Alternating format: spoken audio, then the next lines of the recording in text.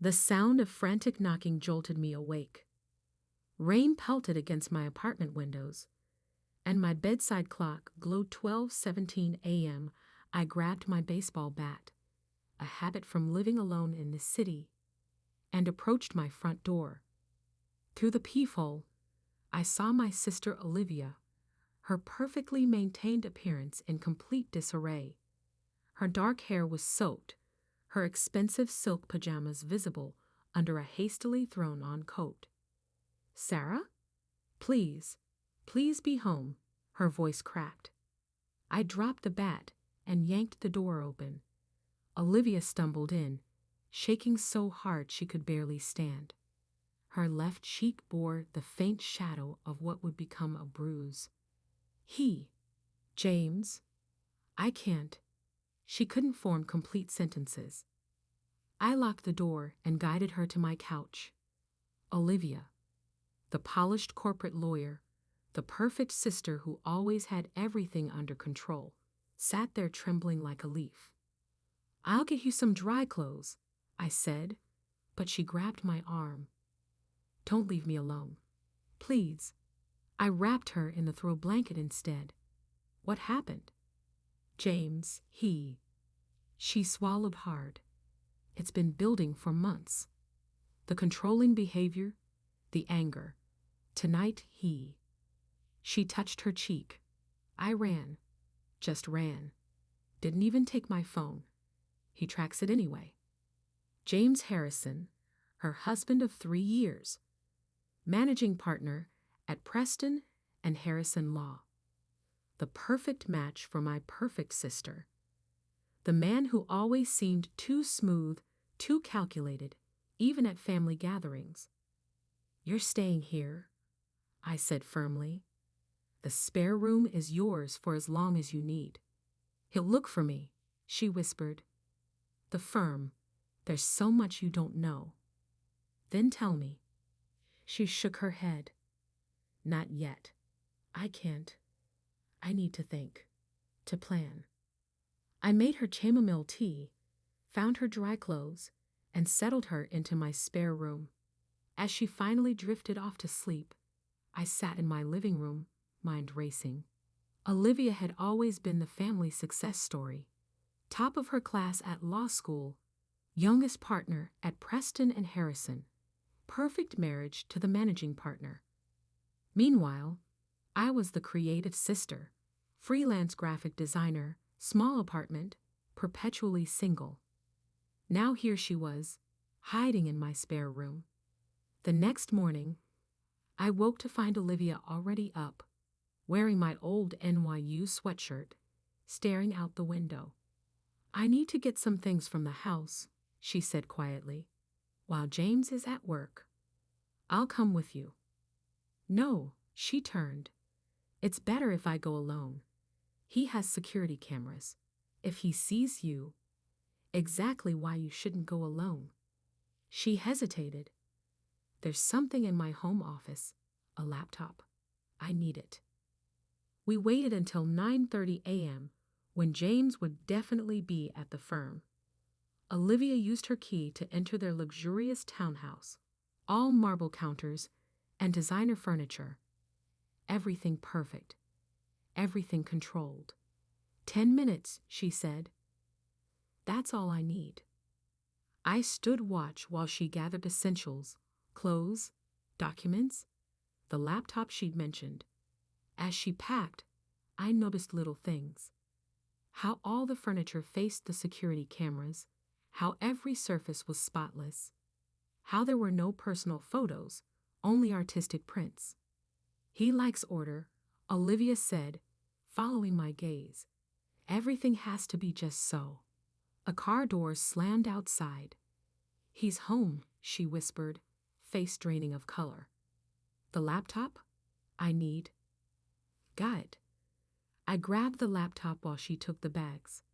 Back door. Alarmed. Front is the only way. We heard his key in the lock just as we reached the kitchen. Olivia froze. "Take the bags," I whispered, shoving them at her. "Go to my car. I'll distract him." "Sarah," No. Go. She slipped out the back just as James entered. He looked exactly as I remembered. Tall, handsome, impeccably dressed. But now I saw something else in his eyes. Something cold. Sarah. He smiled smoothly. What a surprise. James. I matched his tone. Just picking up some things for Olivia. Work emergency. Really? He stepped closer. Funny, since she called in sick today. Where is my wife, Sarah? Probably at the office by now. You know Olivia, always working. His smile didn't reach his eyes. Let's not play games. She's staying with you, isn't she? Did she tell you why she ran? What she took? Just that she needed space. He laughed softly. Space. Is that what she called it? Did she tell you about the files? The transfers? I'm leaving now. I started toward the door. Tell her something for me. His voice hardened. She has 24 hours to return what she took, or I'll have to take action. Legal action. Against your own wife? Against anyone harboring a thief. I made it to my car, hands shaking. Olivia sat in the passenger seat, clutching her bags. He knows, she said quietly. About the laptop. About everything. Back at my apartment, Olivia finally started talking. 3 months ago, I noticed discrepancies in the firm's accounts. Large transfers to offshore accounts. At first, I thought it was just creative accounting, but then I found more. She opened the laptop, an old one, not the sleek device she usually used. James doesn't know about this one. I've been gathering evidence. The firm, they've been laundering money. Millions. For some very dangerous clients. Drug cartels? Worse. People who make cartels nervous.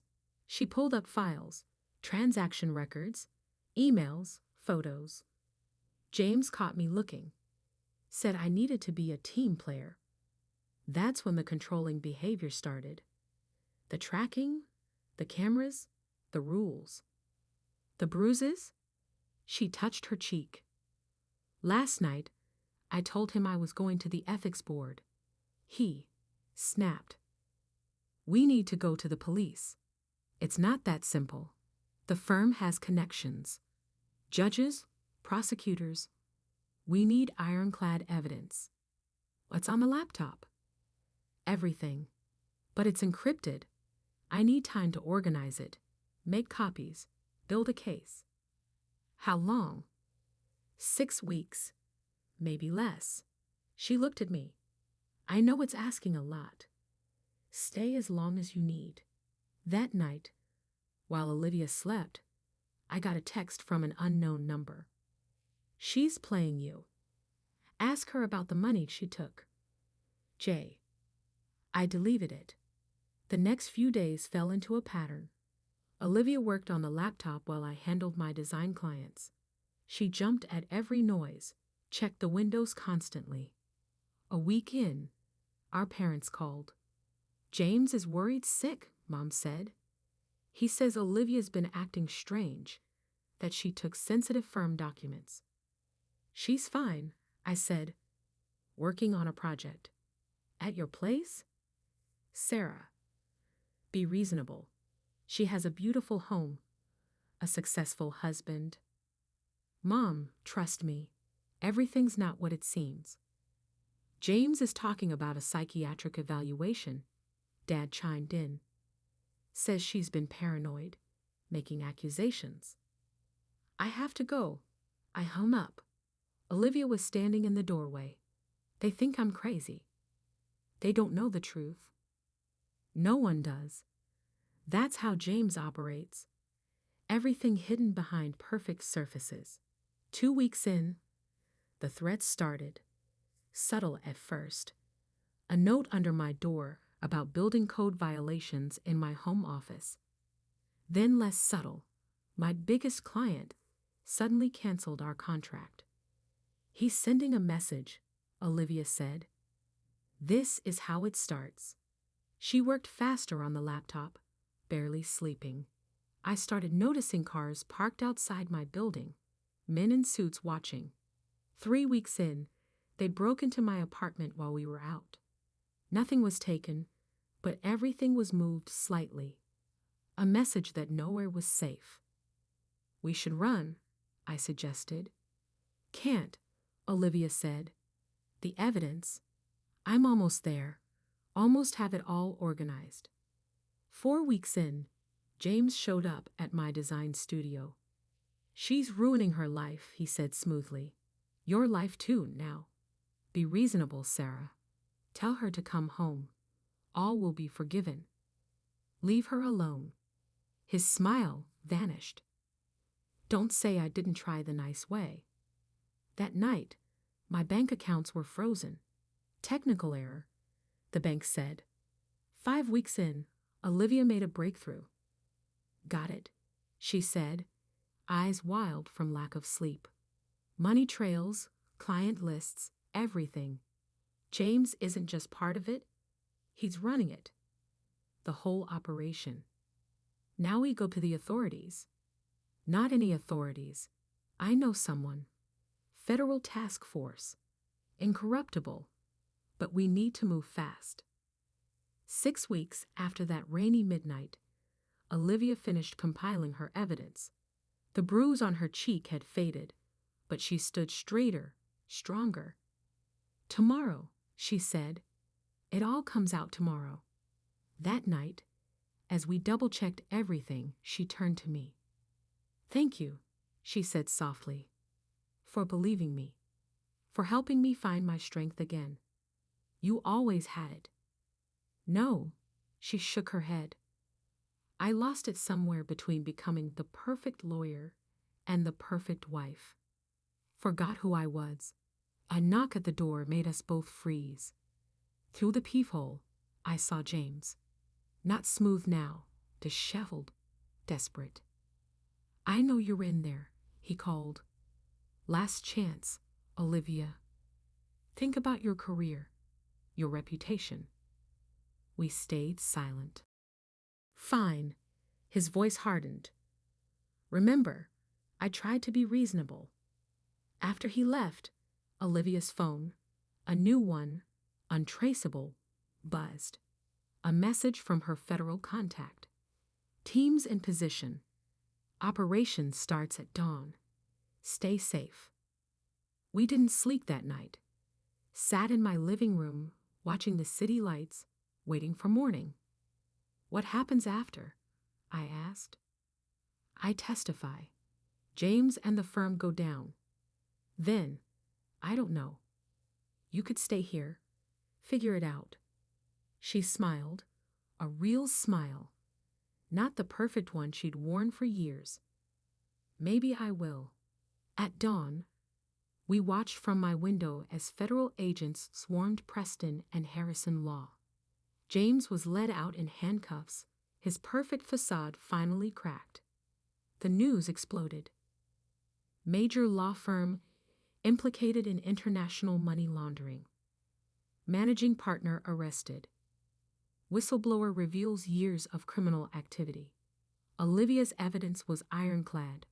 Her testimony, delivered with quiet strength, brought down not just James and the firm, but an entire network of corruption. Later, as we sat in my living room watching the coverage, she said something that stuck with me. You know what the scariest part was? Not James's anger, not the threats. It was realizing that I'd built my whole life around being what others expected. The perfect lawyer, perfect wife, perfect daughter. Until I couldn't recognize myself anymore. And now, she looked around my small apartment, at the art on the walls, the mismatched furniture, the life built on my own terms. Now I get to figure out who I really am. 6 weeks had changed everything. My perfect sister had found her voice, her strength, her truth. And I'd learned that sometimes the biggest acts of courage start with opening a door at midnight. The story hit the headlines, but they got it wrong. They focused on the money, the corruption, the scandal. They missed the real story of a woman finding her power, a sister keeping faith, and the strength that comes from finally saying enough. James went to prison. The firm collapsed. Our parents eventually understood, though they still struggle with the scandal. And Olivia? She stayed in my spare room for another month, then found her own place, small, colorful, perfectly imperfect. She started a nonprofit helping women escape abusive relationships, using her legal skills to give others the chance she'd found. Sometimes, late at night, we talk about that rainy midnight when she knocked on my door, about how the biggest changes come when we least expect them, wrapped in fear and desperation and hope. I almost didn't knock, she admitted once. Almost went back to being perfect. I'm glad you did, I said. Me too, she smiled. Me too. 1 year after the midnight knock that changed everything, I found Olivia in my kitchen at 3 a.m., making coffee and poring over case files. Another survivor? I asked, knowing her new pattern. She nodded, pushing back her now shorter hair. One of many changes she'd made since leaving James. Woman from the firm, actually. Junior associate. She came forward after seeing my testimony. The fallout from James's arrest had rippled through the legal community. What started as a money laundering scandal had exposed a culture of abuse and silence. Olivia's nonprofit, Midnight Knocks, had become a lifeline for women trapped in similar situations.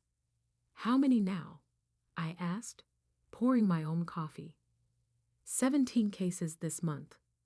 3 from top-tier firms. She rubbed her eyes. They all tell the same story. Powerful men, perfect facades, private terror. The kitchen counter was covered with documents, restraining orders, witness statements, financial records. Olivia's new battle wasn't just against individual abusers, but against the system that protected them. My phone buzzed. A text from our mother. Have you seen the Bar Association newsletter? They're honoring James for his contributions before the unfortunate incidents. Talk to your sister. I showed Olivia the text. Already on it, she said grimly. Called in some favors. By tomorrow, they'll have testimonies from 10 former associates about James's contributions. She'd grown stronger over the past year, fiercer. The polished corporate lawyer was gone, replaced by a warrior in casual clothes and determination. You're going public again, I said. Not a question. Have to. They're trying to rewrite history, make James the victim of my mental breakdown. She pulled up an email.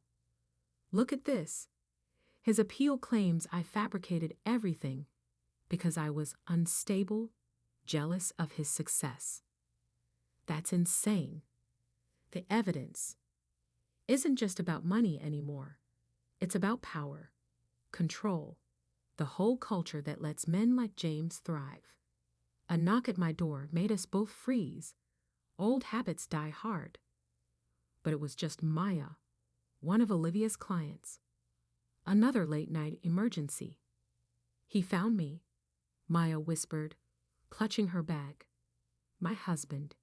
He's a judge. He got my new address somehow. Olivia switched instantly to crisis mode. Sarah, can you? Spare rooms already made up, I nodded. This was our new normal. My apartment had become an unofficial safe house, a way station for women gathering courage and evidence. Like you did for me, Olivia said later, after settling Maya. Sometimes all it takes is one person believing. The next morning brought chaos. James's supporters had leaked Olivia's personal records, therapy sessions from her breakdown, Emails taken out of context. They're trying to discredit you before the appeal, I said, scanning the news. Let them try. Olivia was already working, coordinating with her network. I'm not that scared person anymore. Her phone rang. The federal prosecutor who'd helped bring down James. They found more, Olivia reported after the call. Hidden accounts, connections to other firms. James wasn't just running his operation. He was part of a network. Bigger than money laundering. Much bigger.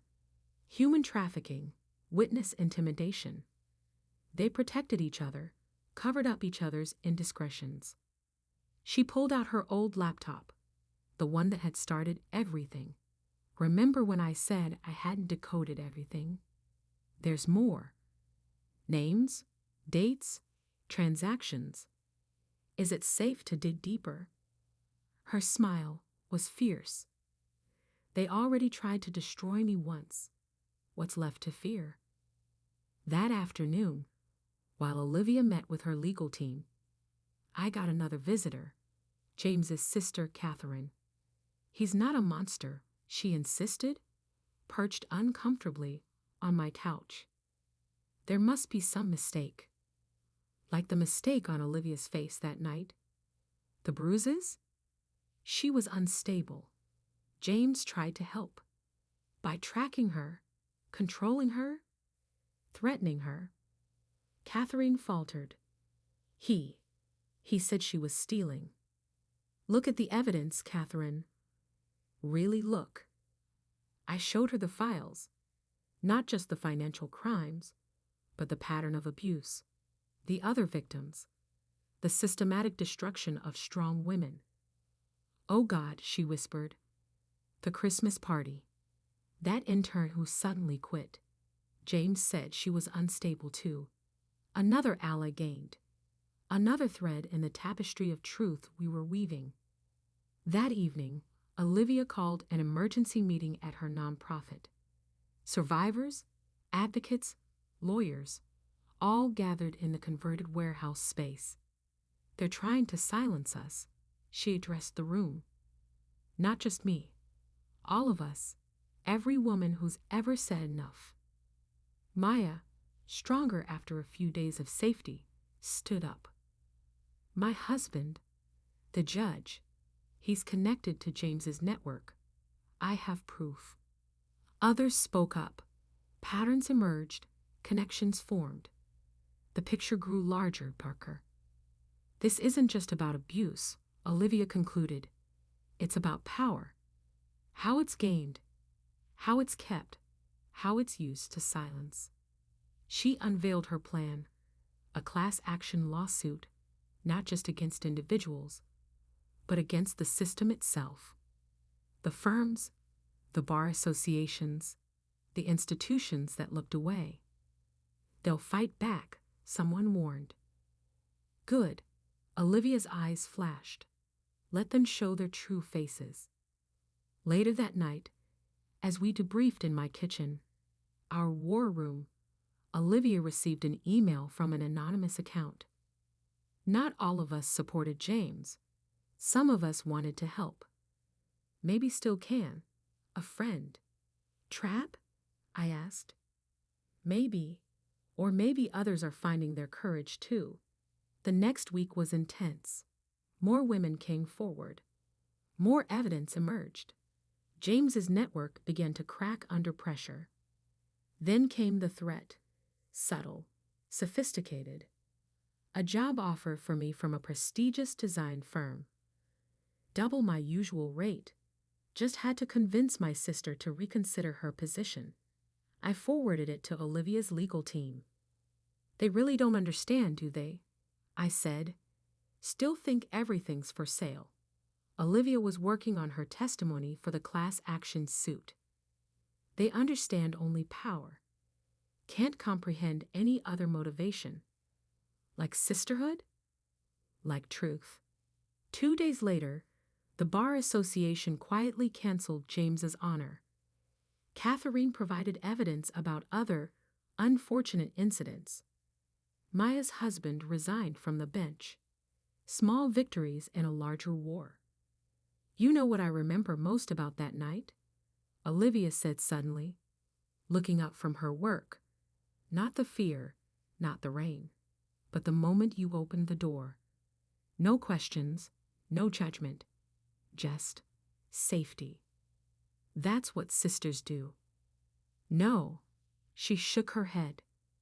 That's what heroes do. Small acts of courage that change everything. The class action suit was filed the next day. Hundreds of names, hundreds of stories, a tidal wave of truth against walls of power. James's network fought back, smear campaigns, legal threats, financial pressure, but they didn't understand what they were fighting. Not just Olivia, not just me, but every woman who'd ever knocked on a door at midnight, seeking shelter. Every sister, friend, stranger who'd opened that door. A year after one knock changed everything, we were changing everything for others. And somewhere in the city, another woman was gathering courage, preparing to knock. This time, thanks to Olivia, thanks to all of us, more doors would be open. The war wasn't over. The system wouldn't change overnight. But as I watched my sister, strong, fierce, free, I knew we'd already won the most important battle. The one that starts with opening a door at midnight. 2 years to the day after Olivia's midnight knock, we stood before the Senate Judiciary Committee. The class action lawsuit had evolved into something bigger. A full congressional investigation into legal industry abuse and corruption. Olivia wore a simple blue suit, nothing like her old designer outfits. Her hands were steady as she took the oath. Ms. Sterling, the committee chair began, you've provided extensive documentation of what you call a systematic pattern of abuse. Could you elaborate? Olivia leaned into the microphone. It wasn't just about money laundering or individual acts of violence. It was an entire ecosystem of power and control designed to silence victims and protect abusers. The hearing room was packed. In the gallery, I recognized faces. Maya, now running a survivor support group. Catherine, who'd become one of our strongest allies. And dozens of women who'd found their voice through midnight knocks. Your ex-husband's supporters claim you fabricated evidence, a senator prompted. The evidence speaks for itself, Olivia replied. Bank records don't lie. Neither do hospital reports, police statements, or the testimonies of hundreds of survivors. She presented the full scope of what we'd uncovered, not just James's network, but a nationwide web of corruption. Law firms covering up abuse, judges blocking cases, prosecutors looking away. This isn't about one man or one firm, she concluded. It's about power used to crush truth, about perfect facades hiding brutal realities. During the lunch break, we huddled in a private room with her legal team. They're scared, her lead counsel observed. You can see it in their questions. Good, Olivia said. Fear leads to action. My phone buzzed. A message from our mother. Watching the hearing. I'm sorry I didn't believe at first. So proud of you both. It had taken time, but our parents had come around. Seeing the evidence, hearing the stories, understanding the truth behind the perfection they once admired. The afternoon session was harder. Defense attorneys for James and his network tried to paint Olivia as unstable, vindictive, ambitious. Ms. Sterling, one senator asked, clearly reading from their talking points, isn't it true you were treated for anxiety before these allegations? Yes, Olivia's voice was clear. Like many abuse victims, I sought help dealing with trauma. That doesn't make my evidence less true. And your current organization, Midnight Knocks, you profit from these allegations. We're a nonprofit, Olivia corrected. Every dollar goes to helping survivors, unlike the billions hidden in offshore accounts by the men we're exposing. A murmur ran through the gallery. She wasn't just defending, she was fighting back. That evening, back in our hotel room, Olivia received an unexpected call from James's current wife. "I need help," the woman whispered. "I found something. Documents from prison. He's still running things, still hurting people." "We'll send someone," Olivia promised, already alerting her team. More evidence, more connections, more truth breaking through carefully constructed lies. "Remember when we thought it was just about one firm?" I asked later, watching Olivia organize the new information. "It was never just about that," she said. "I just couldn't see the whole picture then. Too close, too scared." And now, she smiled, that fierce, free smile that still amazed me. "Now, I see everything, and so do they." The next day's headlines told the story. Sterling testimony rocks legal establishment. Congress calls for industry-wide investigation. Survivor Network reveals systemic abuse. James's network was crumbling. 3 judges resigned. 5 major firms faced criminal investigations. The Bar Association announced sweeping ethics reforms.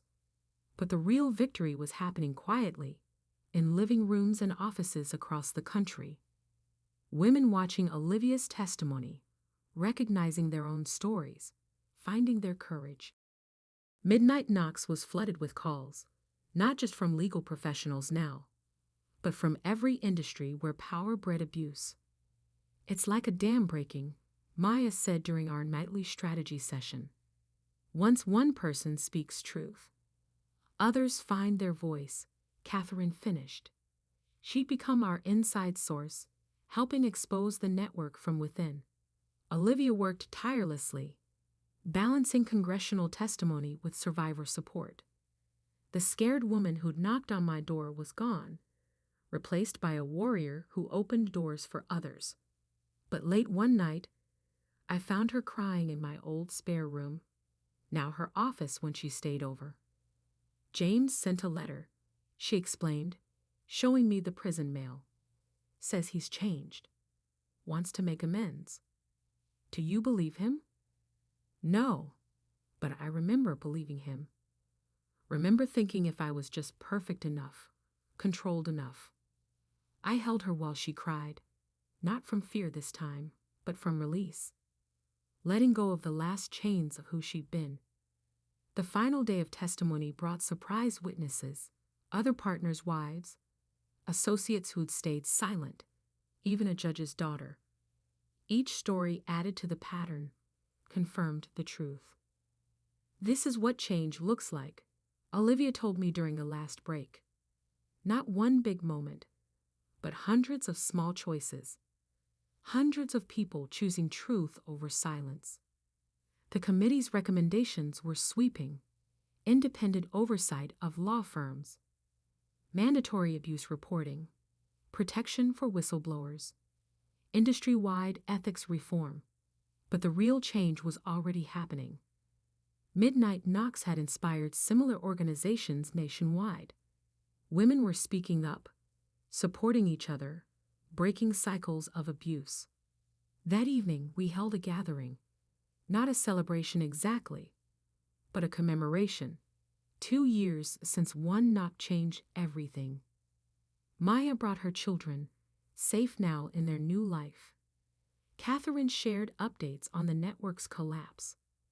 Survivors became advocates. Advocates became leaders.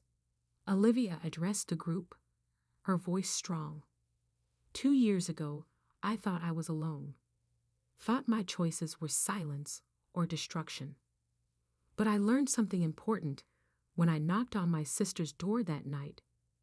We're never really alone. Truth has power. Courage is contagious. And sometimes, the biggest changes start with the smallest acts of faith. Later, as we cleaned up, she showed me her latest project, expanding Midnight Knocks into a national advocacy network. Think bigger, I suggested. International. Already on it, she grinned. Turns out abuse of power looks the same in every language. My phone buzzed, another woman needing help, another door to open. Ready? I asked. Always, Olivia replied. 2 years had changed everything. The perfect facade was gone, replaced by something stronger. Truth, courage, sisterhood. And somewhere, another woman was gathering courage to knock.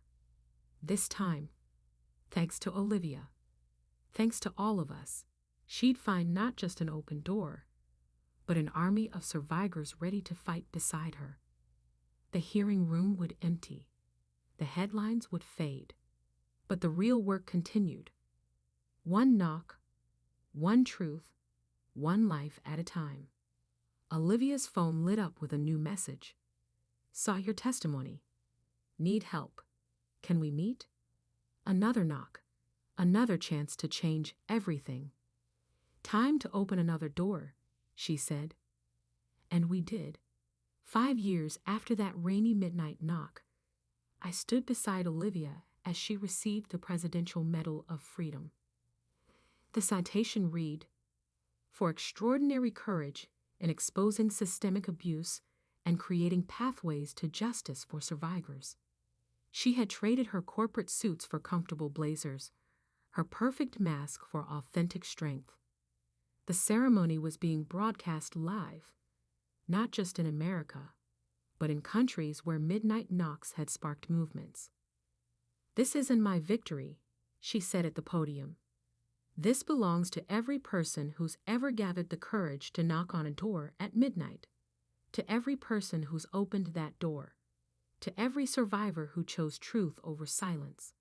In the audience, I saw familiar faces.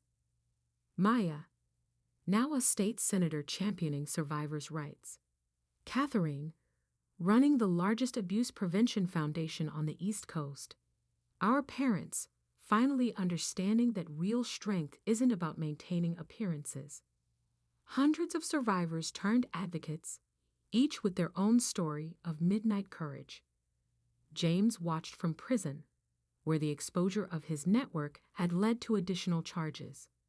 His appeal had failed, his power stripped away, his perfect facade shattered. After the ceremony, we gathered at Midnight Knocks headquarters, no longer my spare room, but a modern building housing legal aid, counseling services, and survivor support programs. Remember when we thought it was just about one abusive husband and some money laundering? I asked Olivia. She laughed, a free, unburdened sound. We were so focused on the small picture. But that's how change works, doesn't it? You start with one truth, one door, one moment of courage. And it spreads. Maya finished, joining us. Her latest bill expanding survivor protections had just passed unanimously. Olivia's phone buzzed. It never stopped these days. Another survivor reaching out, another story needing to be heard. "They still come at midnight," she said softly. That's when the masks crack, when the perfect facades fall away. Our organization had grown beyond anything we'd imagined. Offices in 23 countries, legal aid networks worldwide, education programs in schools and universities, policy reform initiatives that had changed laws in multiple states. But the heart remained the same. That moment of opening a door, of choosing truth over silence. "What's next?" I asked, though I already knew. Olivia never stopped planning, growing, fighting. "Corporate Abuse Task Force launches next month," she replied. "Tech industry, entertainment, finance. Anywhere power breeds silence." The headlines still came. "Sterling Initiative expands globally. Survivor Network drives policy reform. From midnight, knock to worldwide movement. But the real stories happened quietly, in living rooms and offices and shelters around the world.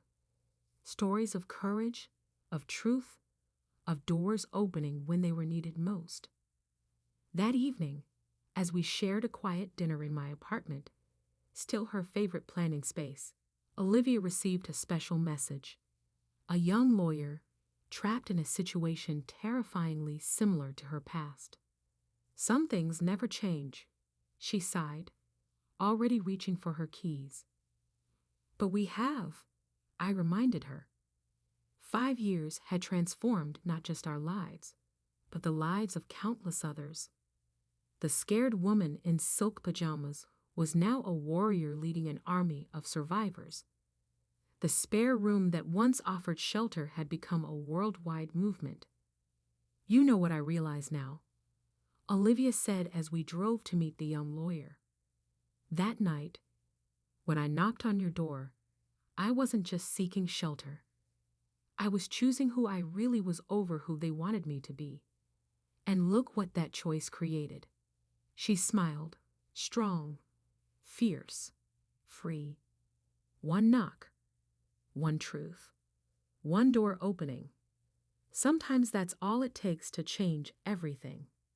We pulled up to a coffee shop where a young woman waited, clutching her purse, wearing the familiar mask of forced perfection. Ready? I asked. Always, Olivia replied.